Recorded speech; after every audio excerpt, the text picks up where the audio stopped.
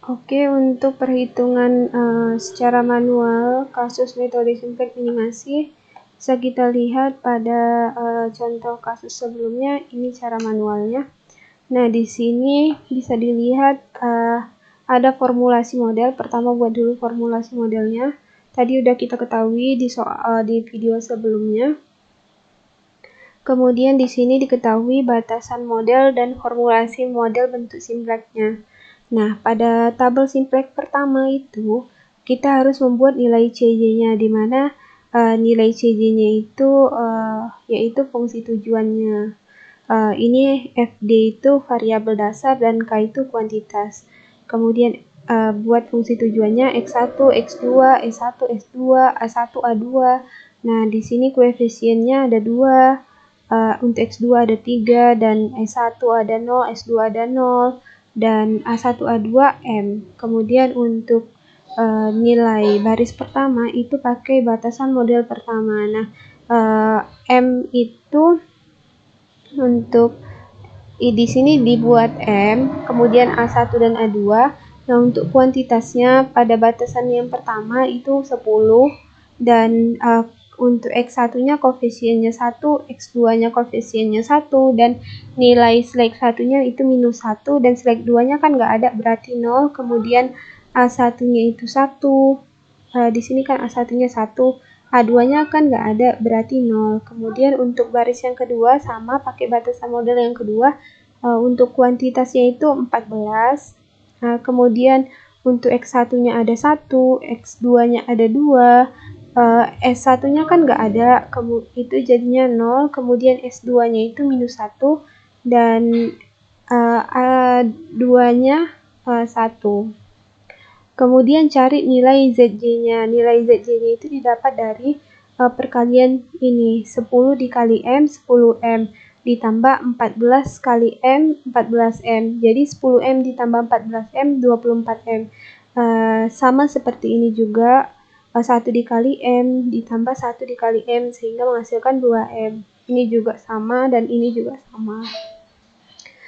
Untuk nilai ZJ dikurang CJ, itu ZJ-nya tadi kan udah didapatkan, berarti ini ZJ 2M dikurang sama nilai CJ itu nilai yang di atas ini, jadi 2M dikurang 2. Kemudian untuk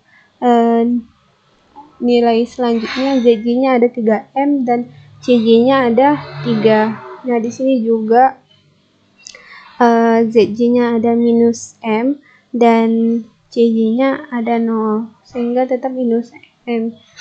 Sama untuk selanjutnya. Nah, di sini kita menentukan kolom dan tabel kolom dan baris pemutarnya. Nah, untuk kolom pemutar sendiri kita harus melihat di mana hasil ZJ dan CJ itu yang nilainya itu besar. Jadi kita misalkan aja M-nya itu diganti jadi nilai 100. Maka 2 dikali 100 itu 200 dikurang 2 hasilnya 198.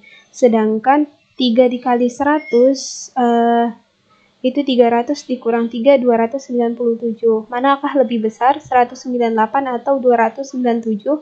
Tentu lebih besar yang ini, sehingga kolom pemutarnya adalah yang ini. Setelah itu untuk menentukan baris pemutarnya, kita harus melihat nilai kuantitasnya yang dibagi dengan kolom pemutarnya yang paling kecil. Ini 10 dibagi 1 itu hasilnya 10. Kemudian 14 dibagi 2 itu hasilnya 7. Sehingga 7 itu lebih kecil dari 10. Sehingga baris kedua adalah baris pemutarnya. Di sini untuk membuat tabel simplex kedua, kita akan menolkan nilai 1 dan membuat nilai 2 ini menjadi 1 di sini untuk 0, dan sebagai kolom dan baris pemutarnya itu 1. Nah, caranya untuk membuat tabel simplex kedua, di sini karena kita mau buat 1, jadi kakak buat bahwa baris pertama dikurang setengah baris kedua. Nah, untuk yang ini sendiri bisa kalian pikirkan sendiri bagaimana ide yang cocok supaya bisa membuat angka ini menjadi 1. 10 dikurang setengah baris kedua. 10 dikurang setengah dari 14 berarti 7. 10 dikurang 7, 3. Sama dengan halnya yang ini, 1 dikurang setengah kali 1 berarti setengah. Ini juga 1 dikurang sama 2 dibagi setengah berarti 1. 1 dikurang 1, 0. Sama seperti selanjutnya. Kemudian untuk yang ini sebagai baris pemutar, di sini kita ganti masukkan nilai kolomnya ini, yaitu 3 dan X2. A2-nya ini hilang di dalam ini, sehingga di sini nggak ada lagi A2. Nah, setelah itu kita tentukan lagi kolom dan baris pemutarnya. Kolom pemutarnya sama, kita cari nilai ZJ dikurang CJ-nya yang paling besar, dan untuk baris pemutarnya nilai kuantitas dibagi sama kolom pemutarnya itu yang paling kecil. 3 dibagi setengah sama 7 dibagi setengah, mana lebih kecil hasilnya? 3 kan, jadi nilainya sebagai baris pemutar yaitu baris pertama. Setelah itu untuk membuat tabel simplex yang ketiga, kan ini sebagai baris pemutar, jadi kita ganti menjadi kolom pemutar. Nah, di sini gantikan M-nya jadi 2 dan X-nya jadi A1-nya jadi X1. Kemudian yang A1 di sini itu hilang karena sudah digantikan. Setelah itu sama di sini kita mau membuat ini menjadi 1 dan nilai ini itu menjadi 0. Nah, untuk mensatukan yang ini, maka semua baris ini dibagi dibagi setengah, sehingga 3 dibagi setengah itu 6, setengah bagi setengah 1, dan seterusnya. Kemudian untuk yang baris kedua ini, bagaimana cara menolkannya, yaitu baris kedua dikurang baris pertama. Nah, baris kedua ini setengah dikurang setengah kan 0, kemudian yang ini juga 7 dikurang 3, 4, sehingga inilah hasilnya. Dan cari nilai Z-nya, kemudian cari nilai ZJ dikurang CJ.